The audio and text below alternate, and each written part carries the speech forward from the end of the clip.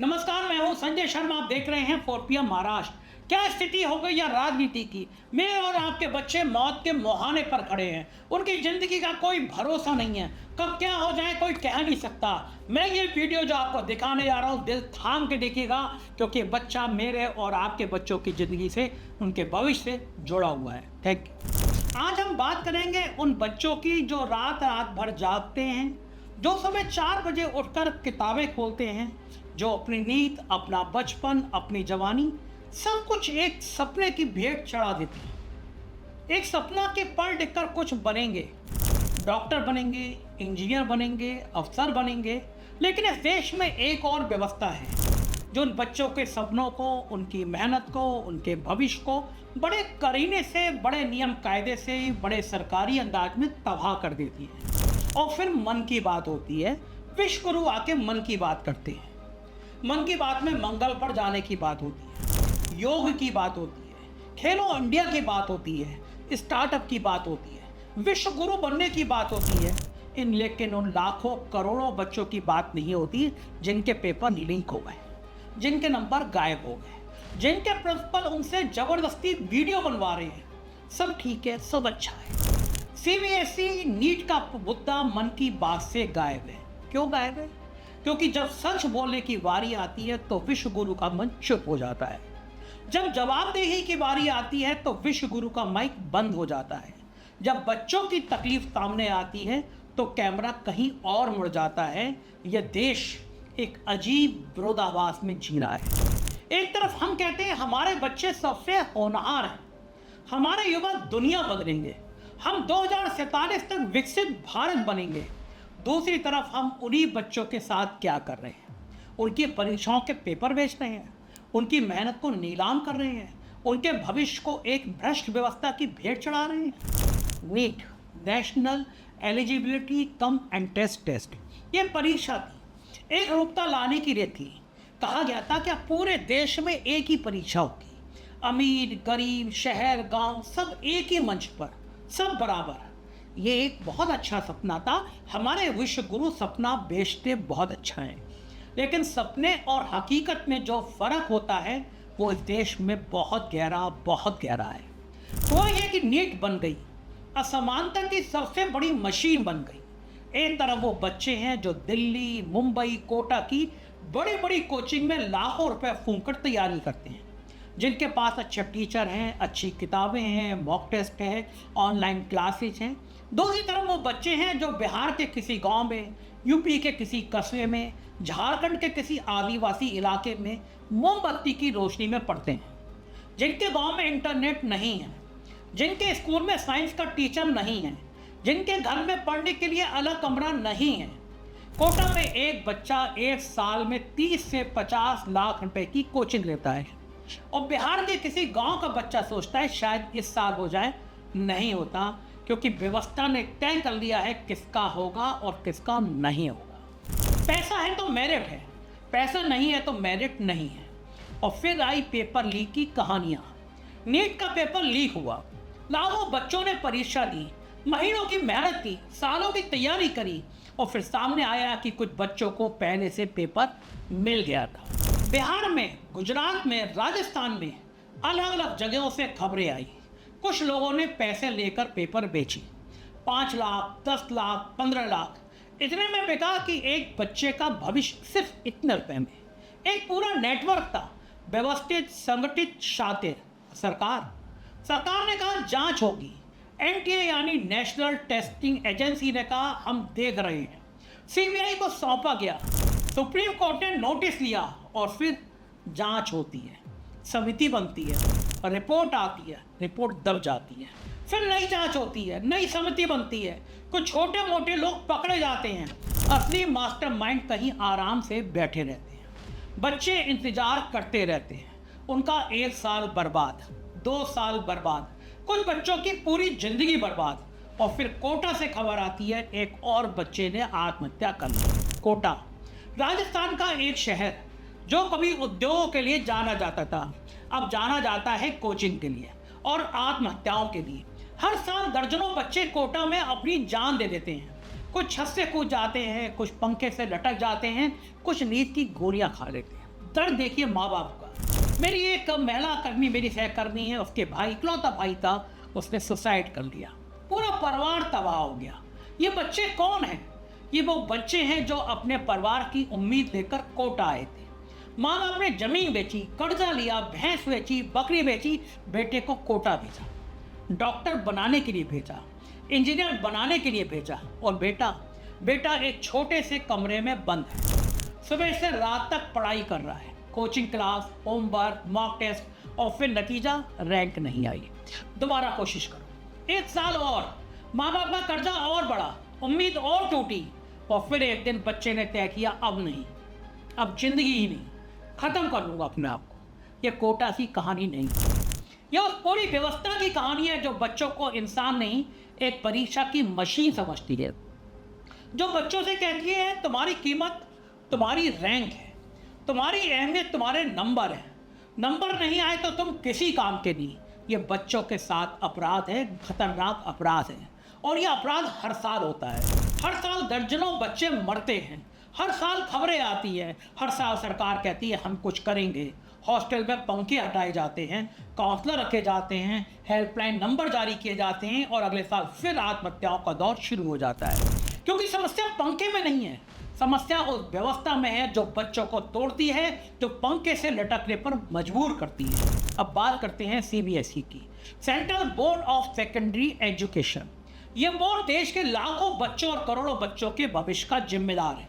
लेकिन ताज़ा खबर यह है कि सीबीएसई ने स्कूल के प्रिंसिपलों पर दबाव डाला कि वीडियो बनवाओ, वीडियो में कहो हमारे स्कूल में सब ठीक है, बच्चे खुश हैं, व्यवस्था दुरुस्त है, सीबीएसई बहुत अच्छा काम कर रहा है।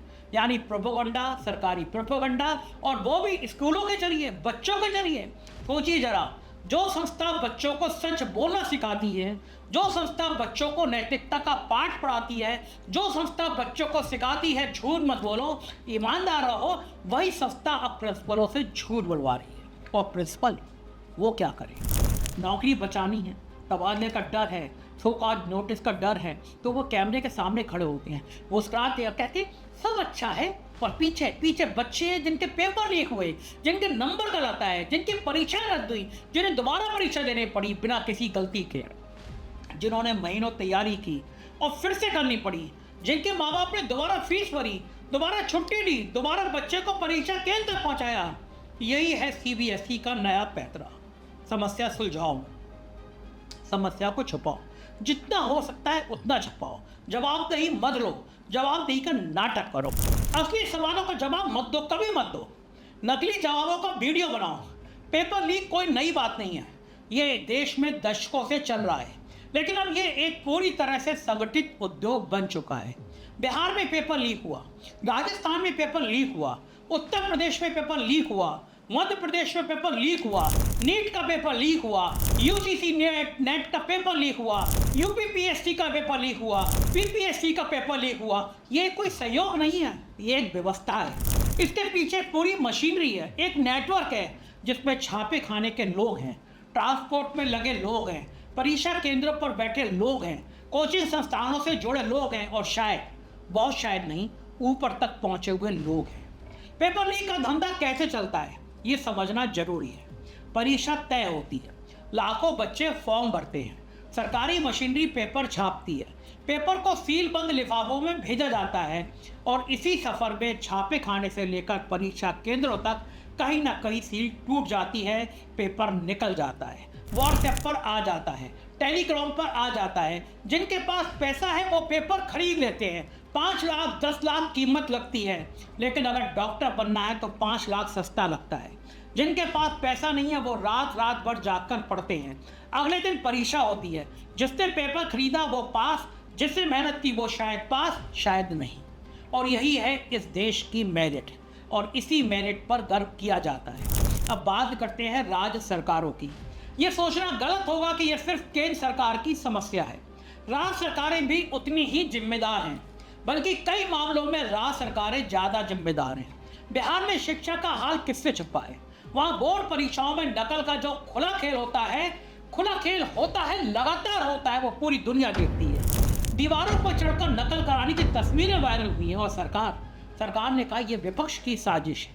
गजब बात है, सरकार आपकी साजिश विपक्ष कर रहा है। आप कहाँ हैं? आप होश में नहीं हैं, आप बेहोश हैं, आपको पता ही नहीं।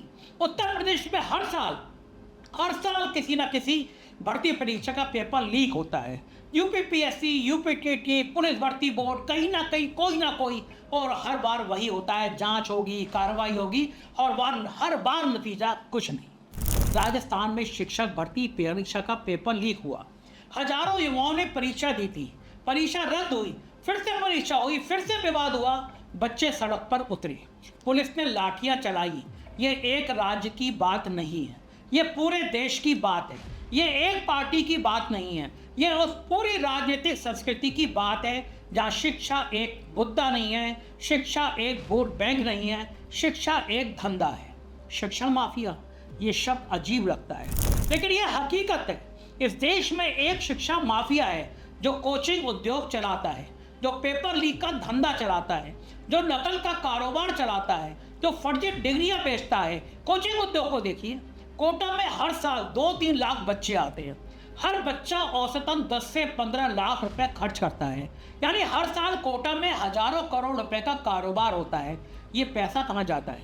कोचिंग संस्थानों के मालिक के पास, जिनमें से कई अब राजनेता हैं या राजनेताओं के करीबी हैं। और यही कारण है कि इस व्यवस्था को बदलने की कोई कोशिश नहीं होती, क्योंकि इस व्यवस्था से जिनका फायदा है वो ही व्यवस्था चलाते हैं। अब बात करते हैं छात्र आंदोलनों की, क्योंकि बच्चे चुप नहीं हैं, बच्चे लड़ रहे हैं। नीट पेपर लीक के बाद छात्र सड़कों पर उतरे। दिल्ली में, पटना में, जयपुर में, कोलकाता में हजारों लाखों छात्रों ने प्रदर्शन किया। उन्होंने मांग की, परीक्षा रद्द करो, दोबारा परीक्षा लो, एनटीए को भंग करो, जो दोषी है उन्हें सजा दो। और सरकार का जवाब, पहले इनकार, फिर जांच का वादा, फिर एनटीए के अध्यक्ष को हटाया, फिर एक समिति बनाई, पूर्व आईएसओ चीफ की अध्यक्षता में रिपोर्ट आई, कुछ सिफारिशें हुई, कुछ बदलाव हुए, लेकिन क्या बच्चों को न्याय मिला? जिन बच्चों का एक साल बर्बाद हुआ उनका साल वापस नहीं आया। जिन्होंने पेपर खरीद कर मेडिकल कॉलेज में दाखिला लिया वो अभी भी वहां पढ़ रहे हैं। बिहार में बीपीएससी परीक्षा विवाद के बाद भी छात्र सड़क पर उतरे। पटना के गांधी मैदान में हजारों छात्र जमा हुए, पुलिस ने लाठियां चलाई, पानी की बौछारें मारी गईं और कुछ छात्रों को गिरफ्तार किया गया। ये वही छात्र थे जो परीक्षा में बैठने का हक मांग रहे थे, जो पारदर्शिता मांग रहे थे, जो ये मांग रहे थे कि उनकी मेहनत का सम्मान हो, और उन्हें मिली लाठी और सिर्फ लाठी। ये इस देश में छात्र आंदोलन का हश्र है। जब छात्र आवाज उठाते हैं तो उन्हें देशद्रोही कहा जाता है, पाकिस्तानी कहा जाता है, उन्हें विपक्ष का एजेंट कहा जाता है। कांग्रेस पार्टी के नौजवानों को यही कहा गया, उन्हें शरारती तंत्र कहा गया, उनके ऊपर मुकदमे दर्ज किए जाते हैं। लेकिन जो लोग पेपर लीक करते हैं उन पर कितने मुकदमे दर्ज होते हैं? जो लोग बच्चों का भविष्य बेचते हैं उनमें से कितने जेल गए? जो लोग इस पूरे नेटवर्क को चलाते हैं उनमें से कितनों को सजा मिली? जवाब है बहुत कम, नाम मात्र लोगों को। अब बात करते हैं उस ध्यान भटकाने की कला की। जब नीट का पेपर लीक होता है तो प्राइम डिबेट टीवी पर बहस होती है आम के निर्यात पर, आप बात होती है हिंदू मुसलमान के बवाल पर, बात होती है बकरा काटने पर। जापान ने भारतीय आम पर रोक लगाई, ये खबर है, लेकिन ये खबर उतनी बड़ी नहीं है जितनी बनाई जाती है। क्यों बनाई जाती है? क्योंकि जब आप आम की बात करते हैं तो बच्चों की बात नहीं होती, जब आप हिंदू मुसलमान की बात करते हैं तो बच्चों की बात नहीं होती। जब सीबीएसई के प्रश्न पर झूठे वीडियो बनाते हैं तो खबर चलती है किस नेता ने क्या पहना, किस मंदिर में क्या हुआ, किस देश के साथ हमारे रिश्ते कैसे हैं। जब बच्चे कोटा में मर रहे होते हैं तो सोशल मीडिया पर ट्रेंड होता है कोई और मुद्दा, कोई और विवाद।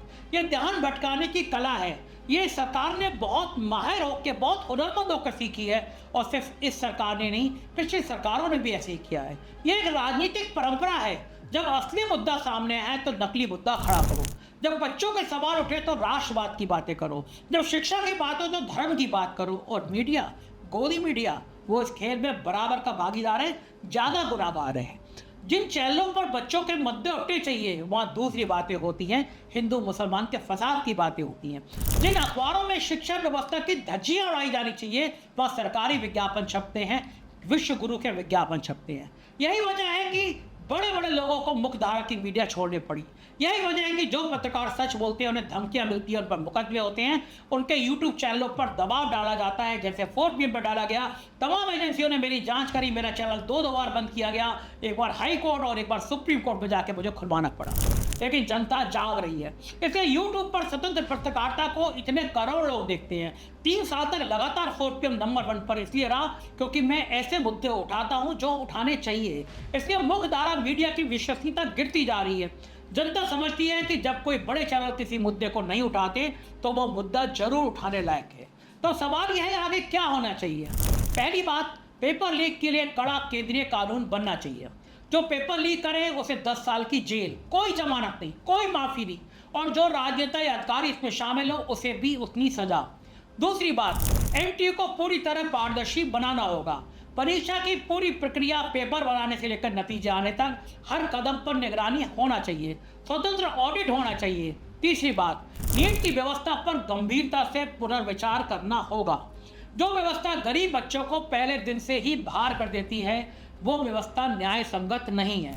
या तो कोचिंग के बिना भी बच्चे बराबरी से तैयारी कर सके, या फिर ऐसा ढांचा बनाइए, या फिर इस व्यवस्था को बदलिए। और चौथी बात, कोटा और दूसरे कोचिंग शहरों में बच्चों की मानसिक सेहत के लिए गंभीर कदम उठाने पड़ेंगे। हेल्पलाइन नंबर काफ़ी नहीं है। उन बच्चों को इंसान की प्यार की जरूरत है, किसी ऐसे इंसान की जो सुने, समझे और बताए। तुम्हारी कीमत तुम्हारे रैंक से नहीं नापी जाती, नहीं मापी जाती। और पांचवी बात, सबसे जरूरी बात, ये सोचना होगा कि हम किस तरह की शिक्षा चाहते हैं। क्या हम चाहते हैं कि बच्चे से परीक्षा पास करने वाली मशीन बने, या हम चाहते हैं कि बच्चे सोचें, समझें, सवाल पूछें, आगे बढ़ें। अगर हम सच में विकसित भारत बनना चाहते हैं, सच में अपने देश को आगे ले जाना चाहते हैं, तो पहले बच्चों को इंसान बनने दीजिए। पहले उनकी मेहनत का सम्मान कीजिए। पहले उनके सपनों को सुरक्षित कीजिए। कि देश अपने बच्चों के साथ जो कर रहा है वो माफ़ी करने लायक नहीं है, एकदम नहीं है, एकदम नहीं है। जो बच्चे रात रात भर जागते हैं, जो बच्चे सालों तक मेहनत करते हैं, जो बच्चे अपना सब कुछ दांव पर लगाते हैं, उन बच्चों के साथ ये धोखा बंद होना चाहिए। और जब तक ये धोखा बंद नहीं होता, हम बोलते रहेंगे, लिखते रहेंगे, सवाल पूछते रहेंगे, क्योंकि ये मेरे और आपके बच्चों का सवाल है। और बच्चों के सवाल पर कभी नहीं दबना चाहिए, ना लाठी से, ना कानून से, ना चुप्पी से। ये सवाल हम तब तक उठाते रहेंगे जब तक जवाब नहीं मिलता। आप बताइए कि मैं सही बोल रहा था या गलत। बहुत बहुत शुक्रिया, थैंक यू।